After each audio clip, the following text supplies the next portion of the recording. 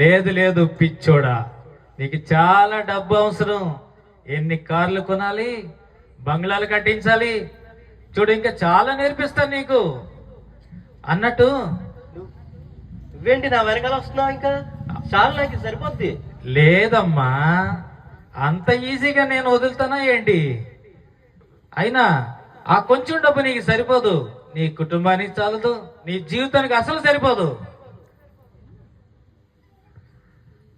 చూడు, నీవేదో చిన్న ఉద్యోగం మాత్రమే చేసుకుంటున్నావు. నిన్ను ఒక అధికారిగా కూడా చేయడానికి. అధికారమా? అవునరా పిచ్చోడా.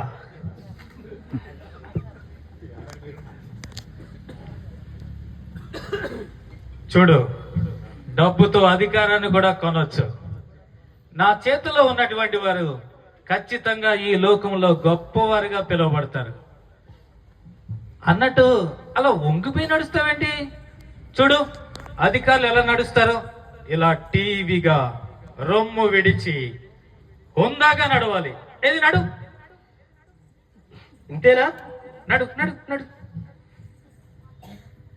Very good. ఏ మాత్రం కూడా నువ్వు తగ్గిపోకూడదు, సరేనా? అలాగే. ఏంటయ్యా అటు ఇటు చూసుకుంటున్నావు? ఓకే, చూడు, నీకెంతో డబ్బు ఇచ్చాను, అధికారాన్ని ఇచ్చాను.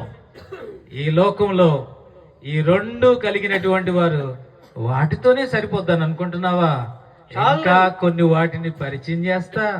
ఇంకా పరిచయం చేస్తావా? అప్పుడే అయిపోయిందా? రా రా రా రా రా.